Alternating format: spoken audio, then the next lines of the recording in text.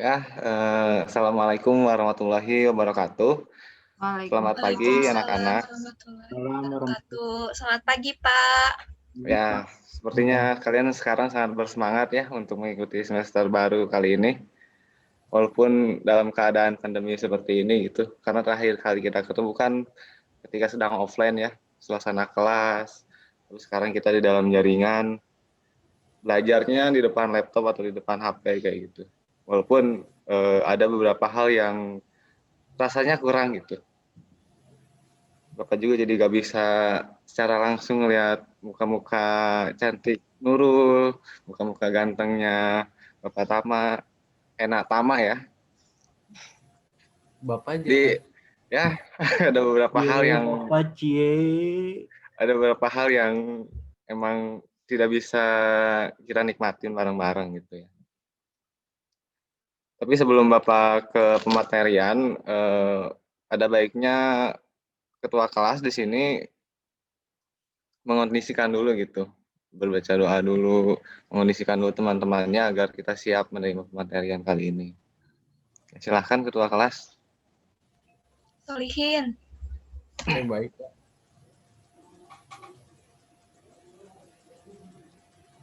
Ya bagaimana Natama? Baik Pak, sebelum kita memulai perkuliahan atau pembelajaran pada hari ini, langkah baiknya kita berdoa agar diberi ilmu yang bermanfaat setelah pembelajaran ini. Berdoa tenang mulai. Berdoa selesai. Beri salam. Assalamualaikum warahmatullahi wabarakatuh. Ya, waalaikumsalam. Ya, jadi semangat kita juga harus tetap sama gitu ya, walaupun keadaan seperti ini juga. Semangat kita harus sama seperti para pahlawan yang dulu telah memperjuangkan kemerdekaan bangsa ini gitu.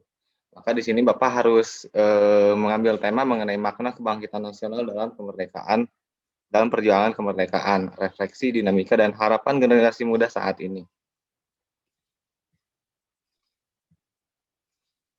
Ya, slide kedua, kebangkitan nasional. Nah, kebangkitan nasional itu apa sih kira-kira? Nah, kebangkitan nasional itu merupakan masa di mana bangkitnya rasa dan semangat persatuan, kesatuan, nasionalisme, serta kesadaran untuk memperjuangkan kemerdekaan Republik Indonesia yang sebelumnya tidak pernah muncul selama penjajahan. Karena dulu ketika Nusantara sedang dijajah oleh Belanda, oleh Portugal, bahkan oleh Jepang, mereka itu sangat sulit untuk bersatu. Kenapa? Karena masih ada semangat kedaerahan gitu.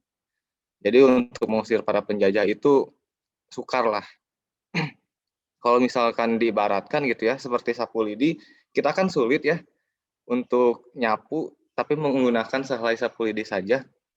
Makanya harus diikat dalam satu kesatuan, harus diikat dengan satu rasa yang sama gitu. Baru bisa melakukan tugas dan fungsinya gitu.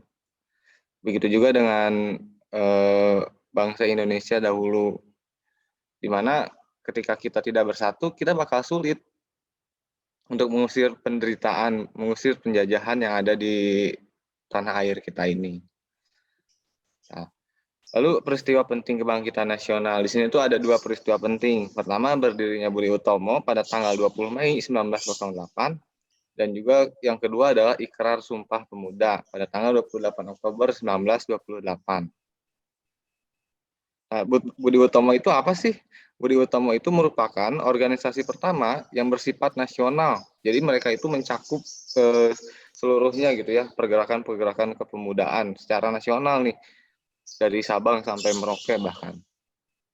Yang bersifat nasional dan modern pada masanya. Dan dengan adanya Budi Utomo menjadikan pergerakan gaya baru, tidak lagi melalui kekerasan yang bersifat kedaerahan, tetapi lebih mengedepankan pemikiran dan organisasi gitu. Jadi kalau dulu pas sebelum lahirnya pergerakan nasional, orang-orang itu berjuangnya dengan bambu runcing, dengan kekerasan, dengan masuk ke hutan kayak gitu ya.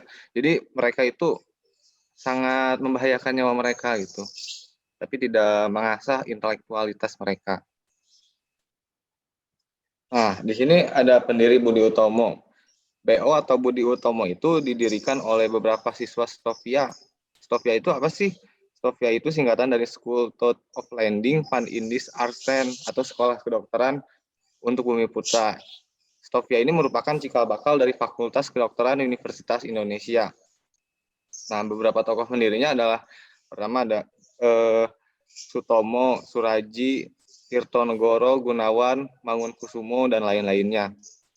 Nah ya, kalau misalkan kalian perhatiin gambar di samping, itu ada satu siswa, dia tidak menggunakan pakaian putih, tapi dia menggunakan pakaian adat Jawa ya, pakai belangkong, baju hitam, dan juga bawahannya itu.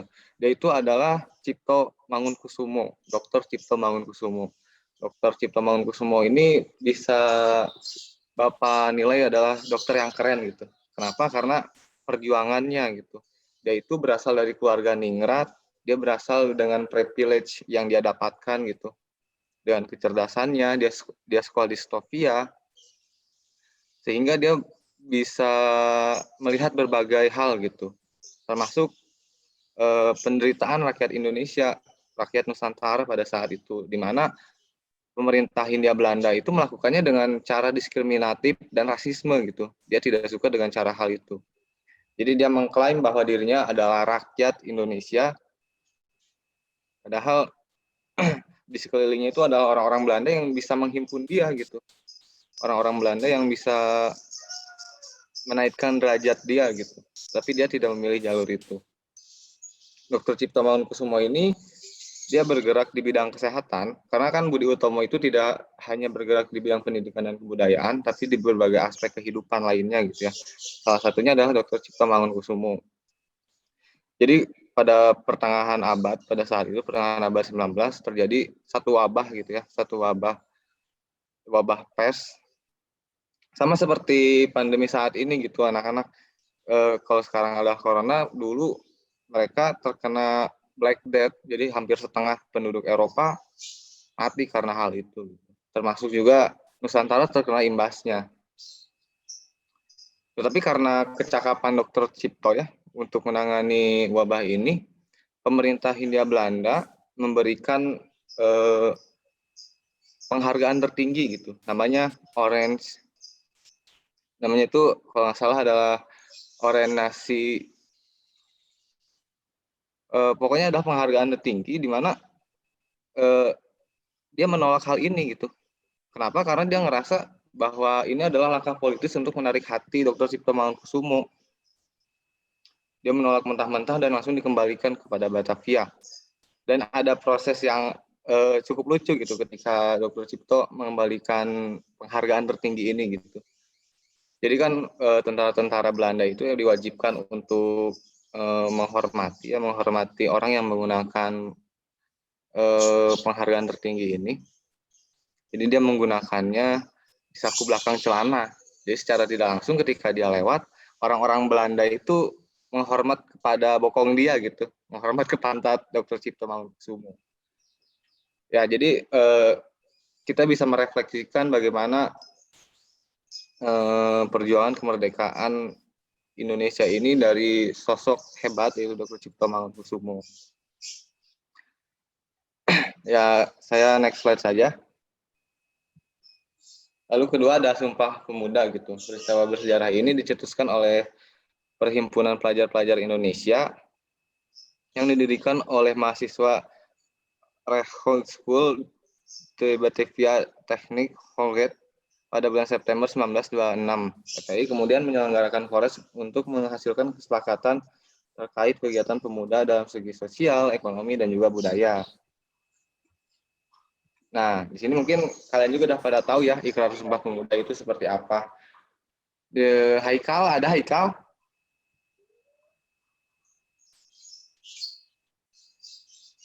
Atau mungkin KM? Sepertinya Anda sangat bersemangat. Oh iya, siap Pak. Bisa Bagaimana? membacakan Ikrar Sumpah Pemuda? Baik Pak, siap. Sumpah Pemuda. 1. kami putra-putri Indonesia mengaku bertumpah darah yang satu, tanah air Indonesia. 2. Kami putra-putri Indonesia mengaku berbangsa yang satu, bangsa Indonesia. 3. Kami putra dan putri Indonesia menjunjung bahasa persatuan, bahasa Indonesia. Ya, jadi 3 poin penting itu harus benar-benar kalian maknai sebagai pemuda Indonesia gitu. Dengan beberapa hal yang sudah kalian ketahui bagaimana sejarah perjuangan bangsa ini terjadi. Nah, terus bagaimana sih memaknai kebangkitan nasional tuh? Apalagi status kalian sebagai pelajar ya. Sebenarnya cukup sederhana aja gitu. Untuk memaknai kebangkitan nasional. Pertama, kalian harus menjaga kerukunan antar sesama suku bangsa gitu. Hilangkanlah diskriminatif di lingkungan kalian. Hilangkanlah rasisme, hal-hal seperti itu. Hilangkanlah hal-hal yang bisa memecah belah keadaan kalian gitu. Terus yang kedua, mengisi kemerdekaan dengan cara rajin belajar gitu. Karena kita termasuk Bapak juga kan masih termasuk ini ya, generasi penerus bangsa juga. Jadi kita masih punya tanggung jawab untuk membesarkan nama Indonesia ke depannya. Dan yang ketiga, saling tolong-menolong dan saling mengasihi satu sama lain. Jadi ketika ada teman kalian yang sedang membutuhkan pertolongan kalian, ya dibantu gitu. Tapi jangan dibantu dalam hal-hal yang negatif. Jangan seperti ulangan kalian memberi contekan gitu. Itu bukan memberikan pertolongan, itu namanya bisa dibilang menyesatkan gitu ya. Jadi lebih baik saling membantu itu dalam hal-hal yang positif gitu. Dan ya, terima kasih untuk pertemuan kali ini. Sebelumnya ada yang ingin ditanyakan nggak anak-anak? Saya, Pak. Ada Pak, Saya. saya Pak. Tadi Nurul dulu Saya ya. dulu Pak. Saya. Nurul dulu. Terima Nanti kasih, Pak. Cewek harus Pertanyaannya. ngalah Pak. Solihin nanti ya. Giliran. Terima kasih ya, Pak. Izin bertanya, Pak. Apa sih Ya. faktor pendorong adanya pergerakan nasional, Pak? Ya, jadi sederhana dari Bapak gitu. Ada 3 faktor pendorong nih dalam pergerakan nasional itu. Pertama adalah rakyat yang selalu ngerasa menderita dengan penjajahan. Yang kedua, lahirnya golongan terpelajar dan cendekiawan, serta sejarah kejayaan kerajaan-kerajaan masa lalu gitu. Jadi melihat hal-hal itu, jadi terpaculah nih anak-anak muda pada saat itu untuk melakukan pergerakan nasional dalam skala besar tentunya. Paling gitu ya. Nah, Nurul. Baik, Pak. Terima kasih, Pak, jawabannya. Ya, selanjutnya Solihin tadi ada yang ingin ditanyakan? Ada sih Pak. Ya, gimana? Ya, gimana ya? Bentar ya Pak. Ini Ya, pertanyaannya. silakan. Karena tadi itu jadi Pak, terkait Bung Tomo ya Pak, apa sih yang dimaksud politik etis gitu yang dilakukan sama organisasi Budi Utomo?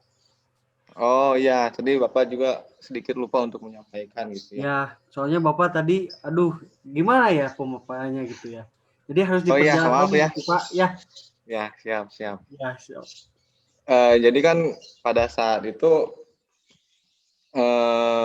Budi Utomo itu bergerak dari berbagai bidang nih ya.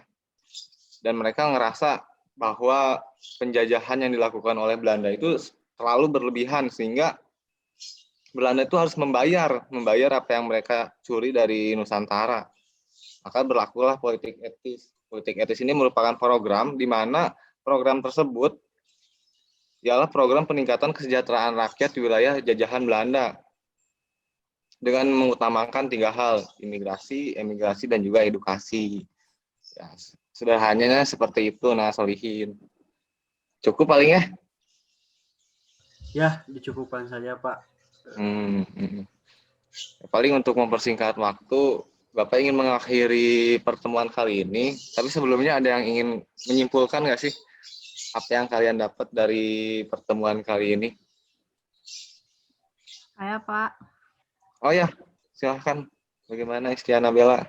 Ya Pak, izin menyimpulkan pada pembelajaran hari ini. Jadi, memaknai perjuangan para pahlawan yang telah berjasa dalam kemerdekaan Indonesia adalah salah satu cara kita berterima kasih kepada mereka, yaitu dengan melakukan peran kita sebagaimana mestinya. Kita sebagai siswa tentunya harus belajar dengan rajin dan sebagai refleksi dari harapan bangsa Indonesia ke depannya, Pak.